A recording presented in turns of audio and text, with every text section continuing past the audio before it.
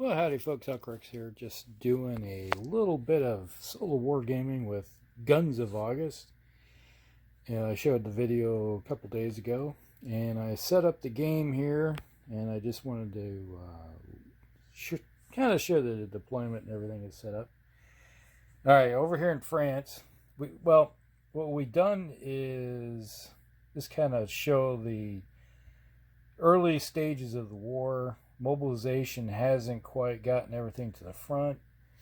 So basically what I always done was every city has to have at least one unit in it. As you can see, like down here, Marseille, they have a unit in there, and in Nice, you got a unit there. So France hasn't completely mobilized everybody to the front. So everybody is in like staging areas, like major cities. And England is sitting over here, parked over there. They have their units kind of organizing. They're looking at it going, what can we do? And the Germans and the French, they have mobilized some of their early forces, and they're squaring off over here across the border on the frontier, looking at each other going, yep, I dare you to come across. No, I dare you. No, I dare you. So, and over here, Italy is like, oh, these guys are looking like they're getting a little ambitious over here. So they're got their units lined up. And the Austrian-Hungarians are going, well, they have their deployment out here with units across the frontier. They're really nervous about all these Russians across the border going, well, we're not really liking what we see in here. And they're lined up in their cities and on the frontier along the railroad network. Now, here these little upstarts have caused all the problems. The Serbians, which is, right now we just have a Austrian-Serbian war going on, because right now Serbia and Austria are at war. And they deployed their units here. They have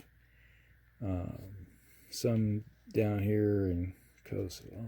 And we got, what is it, Belgrade? Yeah, right there. So we had some units in Belgrade. And they holding themselves on the railroad network. Because in this game, railroads are your friend. So that's the best way you can maneuver troops around, because you can move 24 hexes while you're in train. So you can get to one place or another quickly. It just takes a movement point to get on a train, and then you have the ability to go flying across your zone and redeploy really quick. So that's what we have here. We got the Germans are basically in their cities on the railroad network, ready to in-train and get to the front quickly. So what we're seeing here is everybody is maneuvering themselves. Now the Russians, they have to cover from all the way up here at the Baltic all the way down to the Black Sea. So they have troops in their cities. And now the interesting about Russia is so big, it does have 4 staging areas. You see little R's right there, red. Like R4, R3, you have that right there. That is how they come in off the board from way off in the background there. So they will come flying in. So that makes it very interesting. It's kind of hard to pin them against the wall when they have the ability to get their supplies in. Now, speaking of supplies, every city can supply you with supplies of, so you're not isolated. And, the interesting thing is let's say these guys come flying across the frontier over here and cut these guys off. They can resupply a unit via sea, because if they have a port, they can, like this city right here, Danzig, they can resupply one unit by sea, and it doesn't get isolated. But if they get the railroad and the rest of the network cut off, so that will cause these units over here to become unsupplied, And the Germans could be in some major problems if they go to war with the Russians, which, well, they're about ready to. Considering that the Austrian-Hungarians are going to be coming across the frontier, and that will instigate the Russians to come across the frontier at the Austrian-Hungarians, and the Germans are going, well, these guys are our allies, we got to support our friends, so they will be at war with the Russians really quick here. Now, the interesting thing is, what will the Germans do? Over here, they do have the ability to deploy into Luxembourg, which, as you can see, part of them are deployed. Here's Luxembourg, right there. That's Luxembourg. So they can get in there and go across the frontier. Now, as you can see, Belgium is looking really nice. It's open.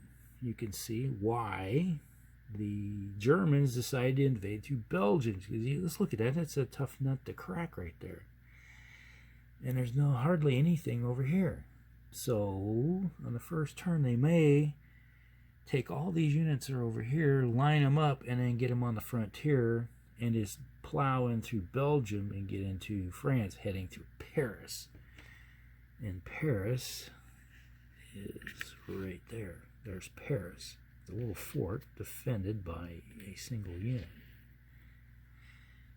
So, past games, basically, I've tried many different ways of playing this game. It all comes down to, if you're going to go through Belgium or you're going to just slog your way through over here, which is kind of tough. So, first turn, we always like to determine what is England going to do? Because if the next turn, if I do invade Belgium, there's a +3 to England coming into the war. So right now, they're not in the war. They are neutral. On a die roll of a 6, they will stay neutral. So let's just see what happens here. Uh-oh. I rolled a bloody 6. So, at the moment, England is neutral. So that's what we're looking at. So on the very first turn, I have a decision to make. If I'm the Germans, will I invade through Belgium so England could join the... we have to make another die roll in like 3 months. So if you look down here, here's the turn markers. We got the year and the month is on the thing. And we have also all the supplies. Germany gets 20 reinforcements, replacement troops every turn, and they also get 5 artillery replacements. So every turn they can replace 5 or 4 of their infantry, or 5 of, they can replace 5 of those type of infantry. And where is it? We got some 5s here. Those are all 4s. That's 4. Must be up here. All right. There's a 5-7 right there. They can replace 4 of those or 5 of those. So that's the question. So they have the ability to replace troops every turn. So now, if I was France, I'm going to be holding tight right here. It's like, there's no way they're going to come across the border with me locked up like that. So it's, what's going to happen? The Serbians, they're going to probably move their troops forward and try to fight and hold their cities. Because if they lose both cities, they're out of the war. They lose. They have to surrender. Russians, at the moment, I see this big wide open frontier across the whole thing for the Austrian-Hungarian Empire. There's no way they can defend all that. We're coming across the frontier, but I have to move a lot of my troops forward. So that is the question, what we're going to do. So I'll be back with a little thing and see what happens. All right. Hope you guys enjoy this.